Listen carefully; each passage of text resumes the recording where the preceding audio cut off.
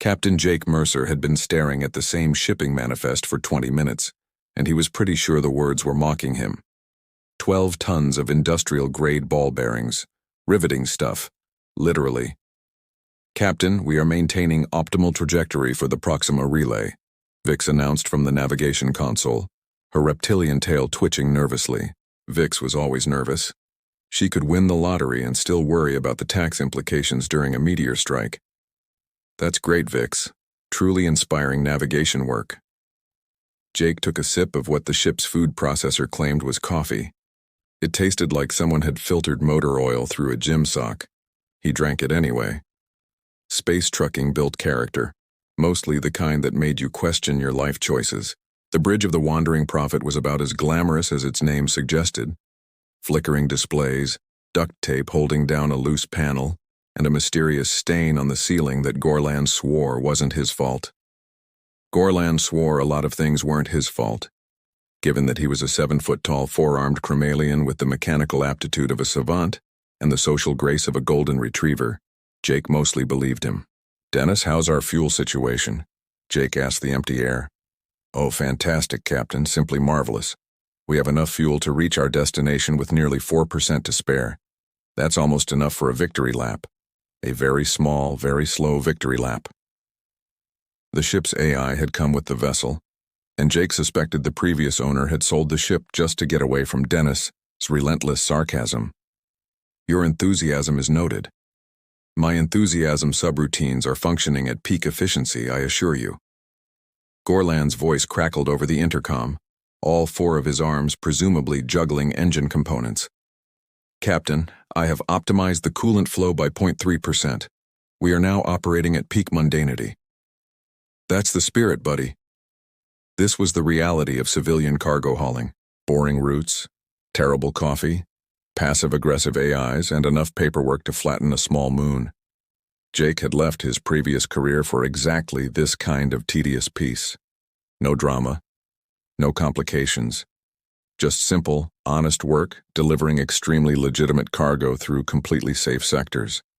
The alarm klaxons shattered that delusion with the subtlety of a brick through a window.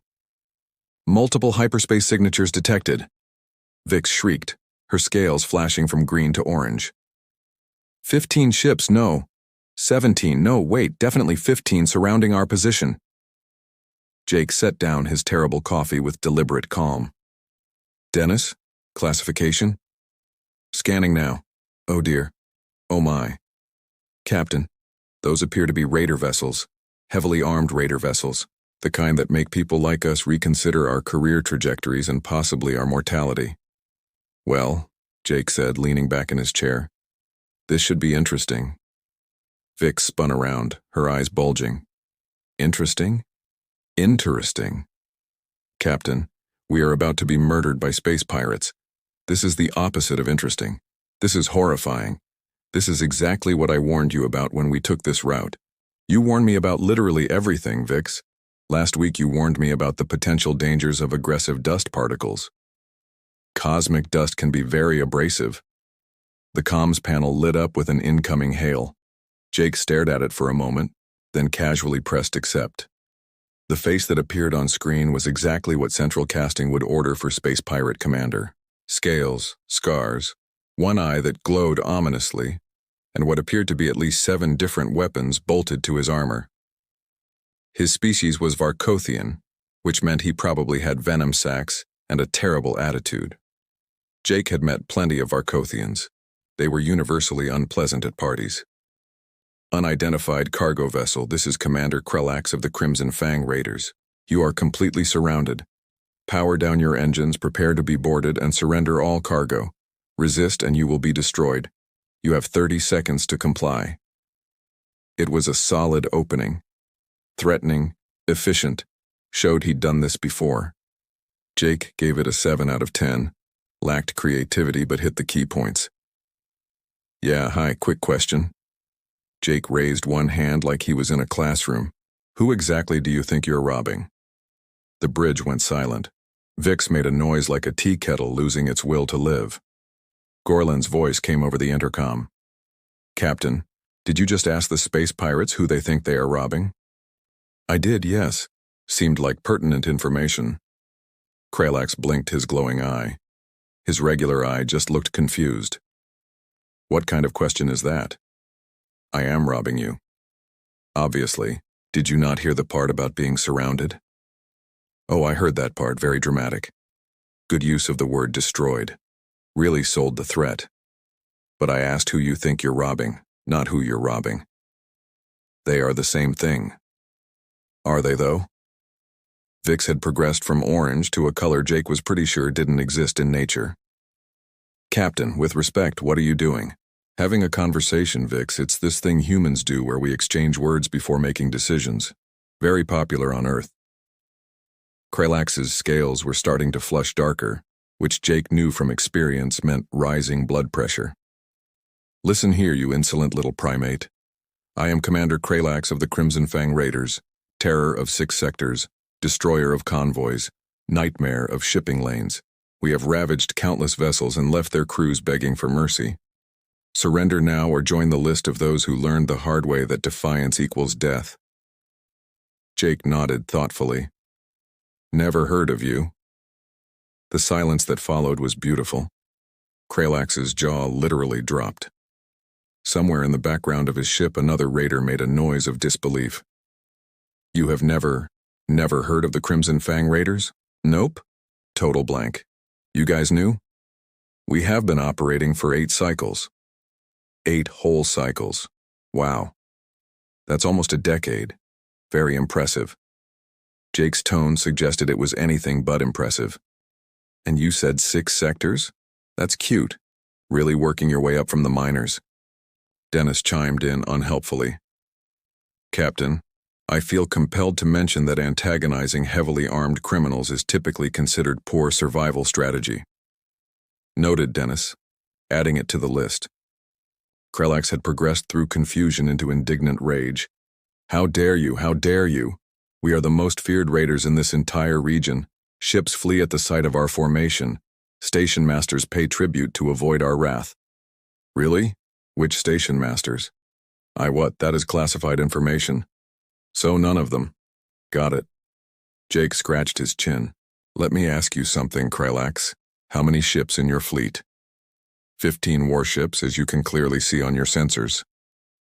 And how long have all 15 of these ships been with you? Kralax hesitated. It was a tiny hesitation, barely a fraction of a second, but Jake caught it. That is irrelevant. Is it, though? Because I'm curious. See, 8 cycles ago, I don't recall hearing about any Crimson Fang Raiders, but I do remember the Blood Nova pirates. They ran about 11-12 ships through this sector. Had a pretty good operation going. Then about 6 months ago, they just sort of disappeared. Weird, right?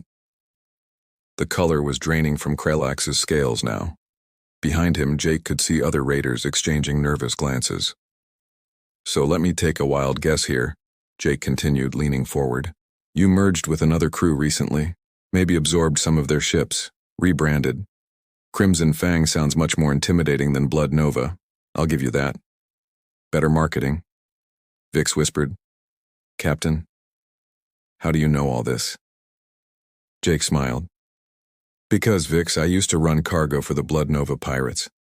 And unless I miss my guess, some of your current crew, Kralax, used to be my regular contacts. Kralax's expression had gone from confident predator to someone who just realized they'd stepped in something they couldn't scrape off. So, Jake said pleasantly, now that we've established that you absolutely do not know who you're robbing, let's have a real conversation, shall we? Kralax looked like he wanted to vaporize the wandering prophet on principle alone, but curiosity had apparently won out over wounded pride. What are you proposing, human? I'm not proposing anything yet. I'm conducting due diligence. Call it a job interview. Jake pulled up a datapad and made a show of reviewing it. Let's start simple. Dental plan. What kind of coverage do your crew members get? What? Dental. You know, teeth, fangs, mandibles, whatever your species has. I assume you have some kind of healthcare package? 8 cycles in operation. You must have established benefits by now. One of the raiders in the background actually answered. We get 15% off at Doc Grinshaw's surgery station. 15%? That's basically nothing. Doc Grinshaw charges triple the standard rates. Jake shook his head disappointingly. What about retirement benefits? Kralax's eye was twitching. We are space pirates. We do not have retirement benefits. So what? You just raid until you die? No pension? No 401k equivalent? That's terrible workforce management, Kralax. No wonder you had to merge. Probably had retention issues. Vix had moved beyond panic into a sort of horrified fascination. Gorlan's voice came through the intercom. Captain, I do not know what you are doing, but I am preparing the emergency systems just in case your brilliant plan is actually a mental breakdown. Appreciate the backup, Gorlan. Dennis added, I am running calculations on the statistical likelihood of this strategy succeeding. Current probability, 0.003%. Margin of error, irrelevant. Jake ignored them both. Here's what I think happened. The Blood Nova pirates had a good thing going. Small, efficient, knew their territory. Then their leader, what was his name, Vorgash? Torgash, Kralax corrected automatically, then looked angry at himself for answering. Right, Torgash. He was a smart operator, knew when to hit, when to back off, kept his crew happy. Then he retired, didn't he? And without solid leadership, the crew started falling apart. That's when you swooped in, Kralax. Merged your little operation with theirs, maybe absorbed another struggling crew or two, rebranded everything, and now you're trying to rebuild a reputation by hitting every cargo hauler that comes through here. The silence from Kralax's ship was deafening. Am I warm? Jake asked. Kralax's scaled fist clenched. How could you possibly know all of this? Because Torgash and I had a very cordial business relationship. I ran specialized cargo for him, weapons, tech, occasionally information. Nothing that would get me arrested in most jurisdictions. The Blood Nova pirates paid well, never screwed me over, and we parted on good terms when Torgash decided to retire to some pleasure moon with his 17 children. 19 children, another raider corrected from off-screen. 19? Good for him. Must be exhausting. Jake smiled. So here's my next question, Kralax. Out of your current 15 ships, how many of those crews used to run with Blood Nova? Kralax said nothing. I'll take that as a significant number. In fact, I'd bet at least 8 of those ships have crew members who know exactly who I am. So why don't we test that theory? Put me through to the ship designated Fang 7. I will not. Fang 7, this is Captain Jake Mercer of the Wandering Prophet. If there's anyone aboard who remembers me, now would be a great time to speak up. A nervous voice crackled over the comms. Captain Kralax? This is Needle on Fang 7. I know this human. He ran cargo for us 3 years ago. He's legitimate. Jake grinned. Needle? How's the family? Your clutchmate ever get that smuggling charge dropped? Yeah, thanks for the lawyer recommendation. Captain, what are you doing out here? Just hauling freight, living the dream? Hey, is Torgash still on your crew? I'm here, a deep, gravelly voice announced. Jake Mercer, you still owe me 200 credits from that card game. Torgash, buddy, I absolutely do owe you that money. Tell you what, we can settle up after we sort out this current situation with your new boss. Kralax looked like he wanted to murder everyone involved in this conversation. This is irrelevant. You are still surrounded. You still have cargo we can take. Do I, though? Jake glanced at Vix. Vix? What's our actual cargo manifest? Vix pulled it up, her scales slowly returning to normal color. 12 tons of industrial ball bearings. Market value approximately 8,000 credits. 8,000 credits split 15 ways. That's roughly 500 credits per ship. Barely covers your fuel costs for this ambush. Jake leaned back. Kralax, you've surrounded a cargo hauler carrying glorified metal marbles. Congratulations. Your cost-benefit analysis is terrible. One of the other raiders muttered something that sounded like agreement before being shushed. However, Jake continued, I do have something valuable. Information. And a proposal that could net your entire fleet about 50 times what you'd make robbing me. Now he had Kralax's attention. I'm listening, the raider commander said carefully. Good. Because what I'm about to suggest requires a fleet exactly like yours, some inside knowledge exactly like mine, and perfect timing exactly like right now. Jake smiled. How would you like to rob Stellar Corp? The effect of that single sentence was remarkable. Every raider ship suddenly went silent.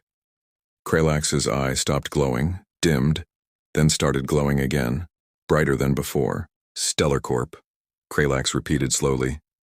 The multi-system megacorporation with private military contracts, advanced defense systems, and enough legal resources to prosecute pirates across 12 sectors. That's the one, yes. You want to rob them. I don't want to rob them. I'm going to rob them.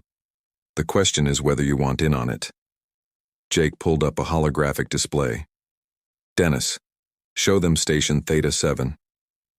Displaying the station where we will all presumably die horribly, Dennis said cheerfully, projecting the image. A massive cargo station appeared in hologram form, bristling with defensive platforms and shield generators. It was the kind of installation that made smart criminals go around it, not through it. That's a fortress, one of the raiders breathed. It's a storage depot, Jake corrected, and 3 days from now they're consolidating shipments for the annual executive transport run. Luxury goods, corporate bonuses, tech prototypes that haven't been released yet.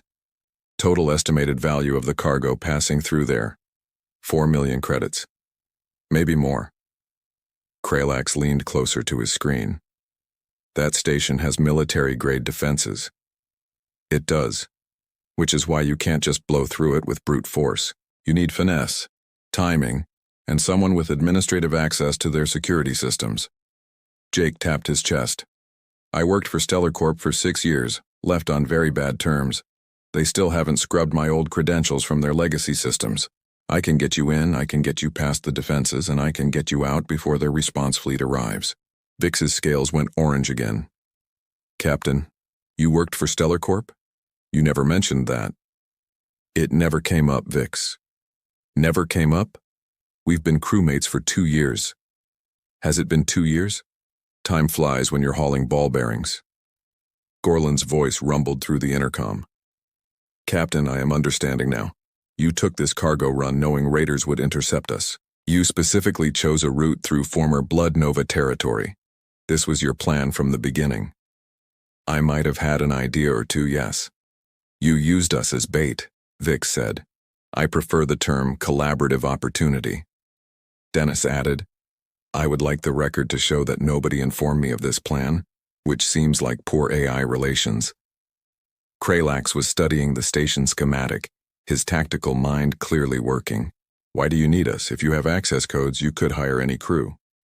Because any crew would ask too many questions, take too long to organize, and probably try to cut me out halfway through. But you, Kralax, you need a big score.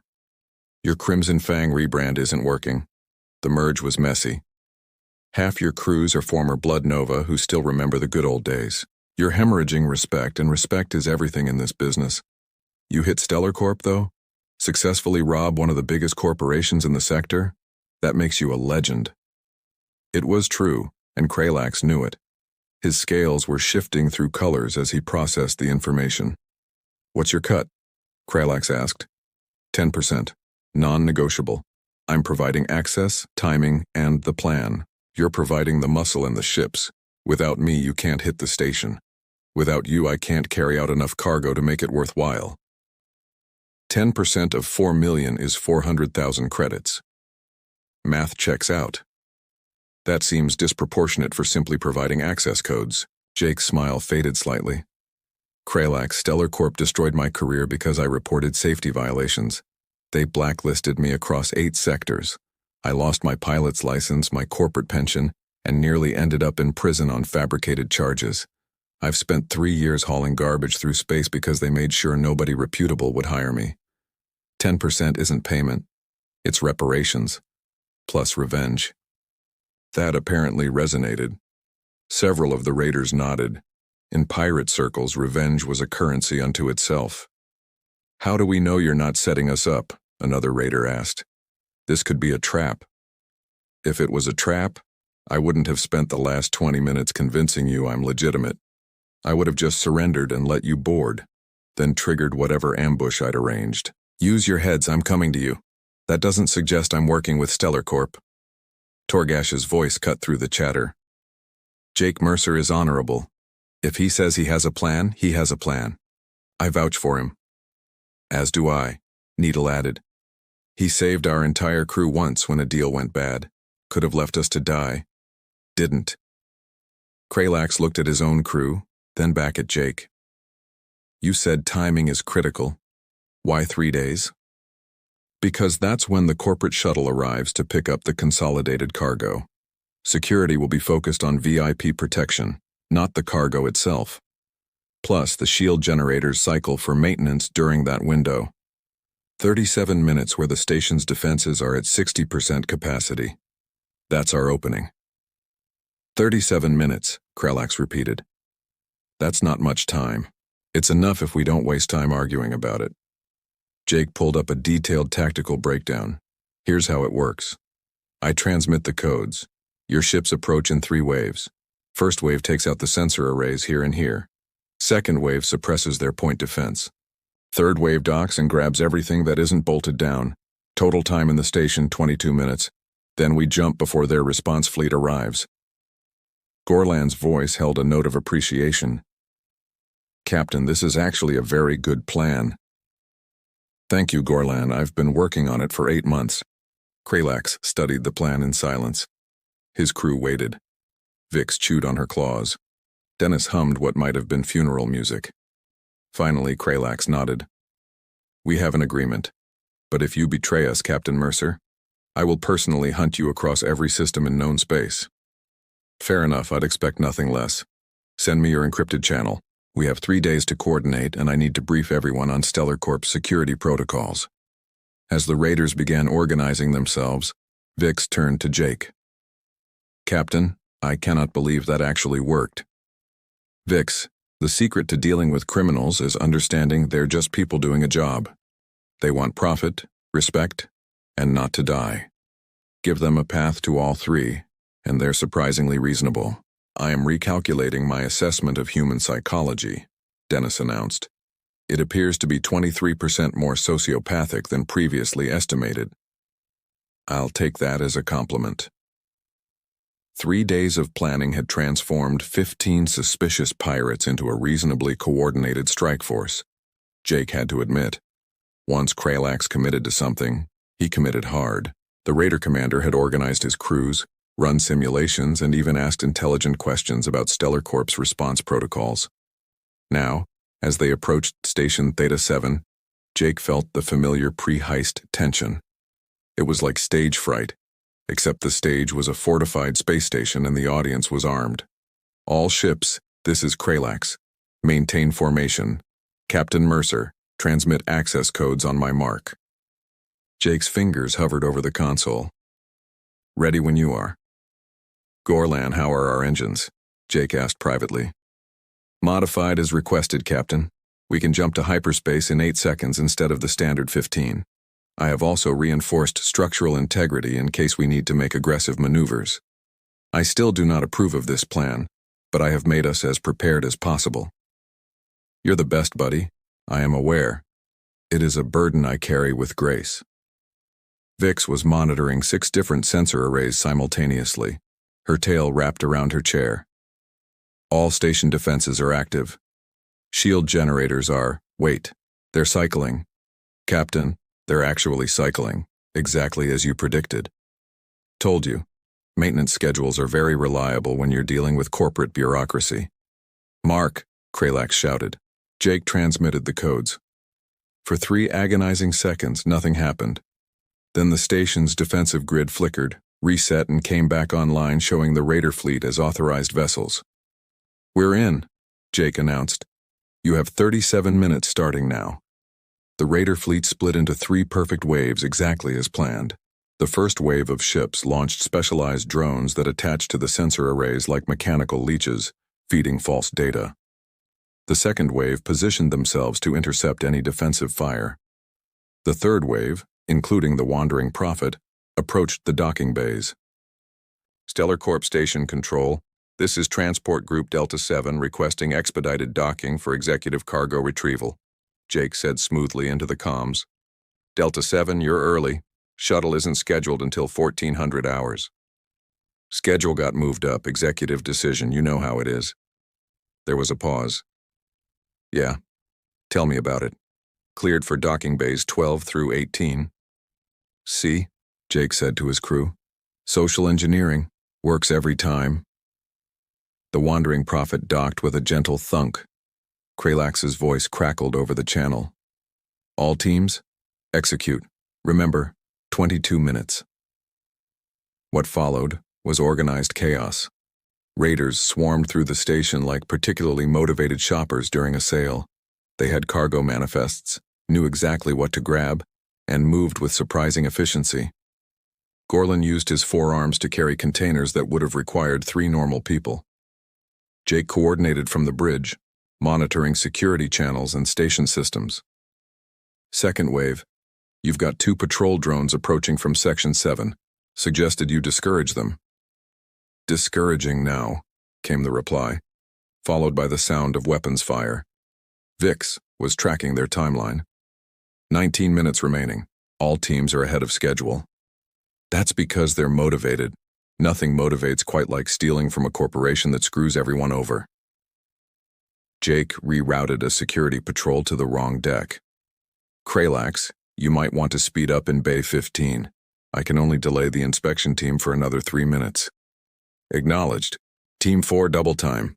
Stellar Corp's security was starting to catch on that something was wrong, but by the time they figured it out, the raiders were already loading the last cargo containers. Jake watched his chronometer tick down. 12 minutes. All teams, begin withdrawal. The raiders pulled back in waves, their ships detaching from the station with holds full of very expensive corporate cargo. Jake waited until the last raider ship had undocked before initiating the wandering prophet's departure. Station control, Delta 7 departing. Thanks for the hospitality. Wait, Delta 7. We're showing unauthorized. Jake cut the channel. Gorlan, get us out of here. With pleasure, Captain. The wandering prophet's modified engines flared to life, pushing them away from the station at speeds that made Vix whimper. Behind them, Station Theta 7 was lighting up like an angry Christmas tree as alarms finally triggered across every system. Kralax, I hope you're ready to jump, Jake said. Already calculating coordinates. All ships hyperspace on 3, 2, 1. The Raider fleet vanished into hyperspace just as Stellar Corp's response ships dropped out of FTL. The wandering prophet followed half a second later, the stars stretching into lines as they left very angry corporate security far behind. In the sudden quiet of hyperspace, Vix slowly unclenched her claws from her console. We did it. We actually did it. Told you it would work. Captain, that was the most stressful experience of my entire life, and I once had to navigate through an asteroid field during a solar flare. Gorlan's voice rumbled through the intercom. Captain, I am receiving transmission from Kralax. He wishes to discuss distribution of profits. Put him through. Him. Kralax's face appeared on screen, and for the first time since Jake had met him, the Raider commander was smiling. Captain Mercer, I must admit, your plan exceeded expectations. Final cargo value is estimated at 4.7 million credits. Not bad for a day's work. Your 10% comes to 470,000 credits. Transferring now. Jake's account balance updated with a very satisfying number. Pleasure doing business with you, Kralax. Likewise, perhaps we shall work together again in the future. Maybe, or maybe next time you'll rob someone else, we'll have this same conversation, and we'll end up hitting another target together. Life's funny that way. Kralax laughed, a sound like rocks grinding together. Humanity, you're all insane. We prefer creatively ambitious. The transmission ended. Jake leaned back in his chair, watching the hyperspace readings. Vix was already plotting their next course, Gorlan was humming in engineering, and Dennis was calculating profit margins. Dennis, what was that probability you gave my plan working? 0.003%, Captain. And what do you think that says about probability calculations? That they are accurate, and you are simply a statistical anomaly who should not exist according to rational models of behavior. I'll take it. 2 days later, Halfway to a neutral port where they could offload their share of the cargo, the wandering prophet received an interesting transmission. "Captain, we're being hailed by a Stellar Corp security vessel," Vix announced, her scales immediately shifting to amber. Jake didn't look worried. "Put them through." A stern-faced human woman in a Stellar Corp uniform appeared on screen. Commander Reeves, according to her name tag. She looked like she ate regulations for breakfast. "Captain Mercer, we meet at last." "Commander Reeves, I'd say it's a pleasure, but we both know that would be lying. We have evidence placing you at Station Theta-7 during the raid. You used your old access codes to disable our security systems. That's corporate espionage, theft, and about 15 other charges I can file." "Sounds serious." "It is serious. You're looking at 30 years in a corporate detention facility," Jake smiled. "Am I, though?" Reeves's expression didn't change. "What do you mean?" "I mean, yes, I was at your station. Yes, I used my old access codes. But I wasn't there to rob you, Commander. I was there to help you." "Help us." "Absolutely. See, about 3 weeks ago, I received information about a major raider fleet planning to hit your stations. The Crimson Fang Raiders. Terror of 6 sectors, or so they claim. I knew they'd go for a big score, so I figured out where and when. Then I made sure I was in position to provide you with valuable intelligence." Vix's head whipped around so fast Jake heard her neck crack. Gorlan stopped whatever he was doing in engineering. Reeves looked skeptical. "Intelligence." "That's right. See, while I was coordinating with the raiders, I was also tracking all their ships, their communication frequencies, their jump coordinates, and their current hideout location. All of that information is in the encrypted file I transmitted to Stellar Corp Security approximately 43 seconds before the raid began." There was a long pause. Reeves typed something on her console, her eyes widening slightly. "You transmitted tactical data on the entire raider fleet, including the location of their main base of operations, which I believe your forces hit about 6 hours ago. How'd that go, by the way?" Reeves's jaw tightened. "We arrested 43 raiders and seized 12 ships. Excellent work, Commander. Really cleaned up the sector." "You're welcome. You're saying you orchestrated this entire thing to give us intel on the raiders."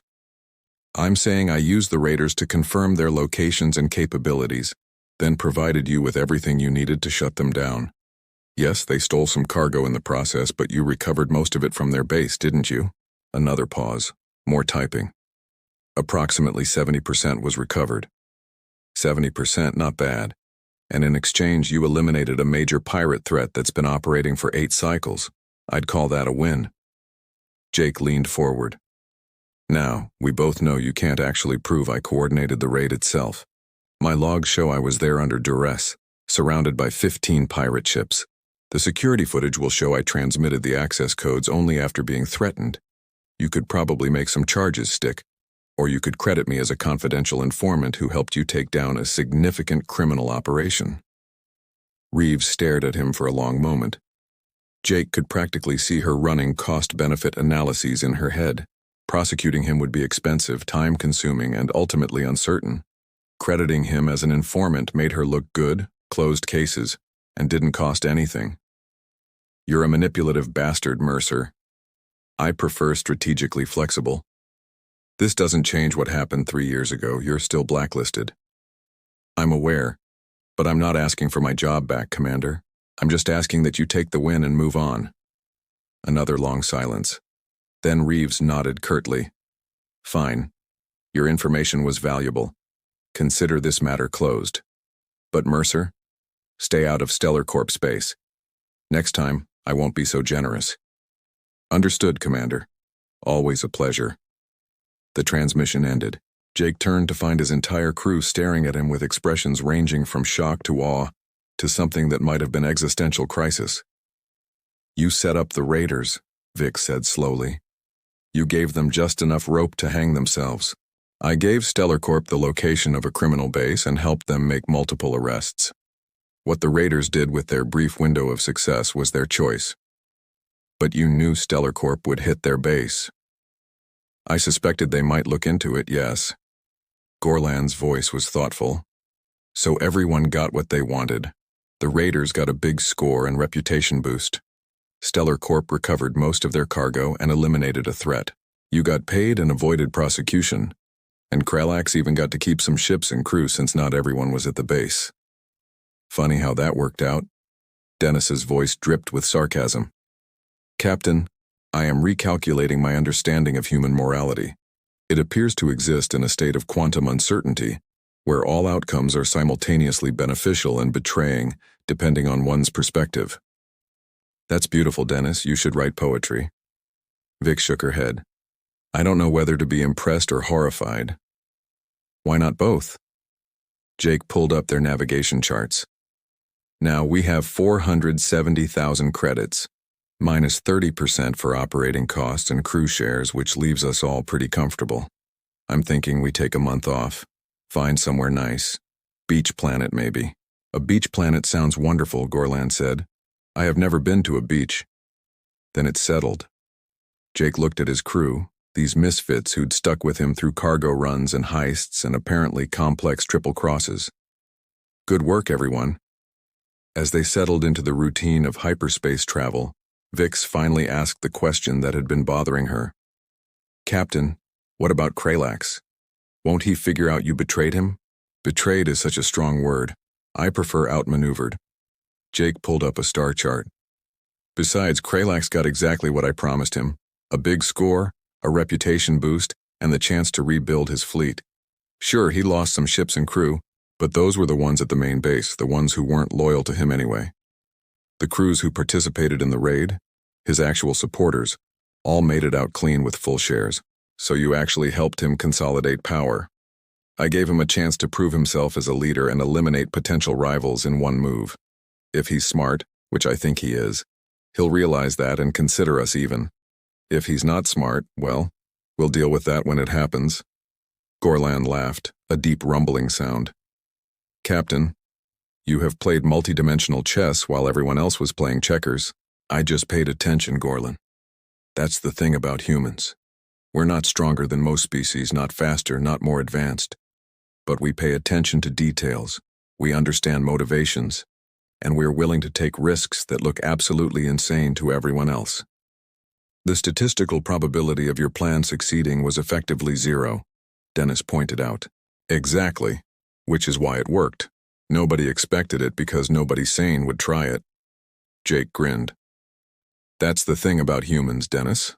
We don't need good odds, just terrible judgment and excessive confidence. That is perhaps the most accurate summary of human psychology I've ever computed. Vix was quiet for a moment, processing everything. Then she started laughing, a hissing, chittering sound. We just robbed a mega corporation, helped space pirates, betrayed those same pirates to corporate security, got paid by everyone involved, and somehow came out of it as heroes. This is insane. Welcome to working with humans, Vix. I am never going to understand your species. Join the club. We don't understand us either. Jake set the autopilot and stood up, stretching. Now, I'm going to get some sleep. Try not to let anyone shoot at us for the next 8 hours. No promises, Captain, Vix said, but she was smiling. As Jake headed to his quarters, he passed by a small memorial photo he kept near his cabin door. It showed him and his old Stellar Corp crew, back before everything went wrong, before he reported the safety violations, before they destroyed his career, before he became a cargo hauler with a grudge and a plan. He'd gotten his revenge and his payday. The raiders got their score. Stellar Corp got their arrests. And somewhere in the middle of all that calculated chaos, Jake had turned a no-win scenario into a situation where everyone walked away thinking they'd won. That was the real human trick. Not strength or speed or technology. Just the absolute audacity to look at an impossible situation and ask, who exactly do you think you're dealing with? The answer, as it turned out, was someone who'd been planning this for 3 years, who understood that the best heists weren't about stealing, they were about making everyone believe they got what they wanted. Jake smiled to himself as he settled into his bunk. Somewhere out there, Kralax was probably doing the same math, realizing how he'd been played and simultaneously having to admit it was brilliant. Stellar Corp was celebrating a major bust. The Blood Nova veterans had their pockets full and their pride intact. And Jake Mercer, failed corporate pilot turned cargo hauler turned accidental criminal mastermind, was heading to a beach planet with more money than he'd seen in years, and a crew that had just learned a very important lesson about working with humans. Never assume you understand the plan. Because odds are there's another plan behind that plan, and probably a third plan nobody's even thought to look for yet. Dennis's voice drifted through the ship's speakers.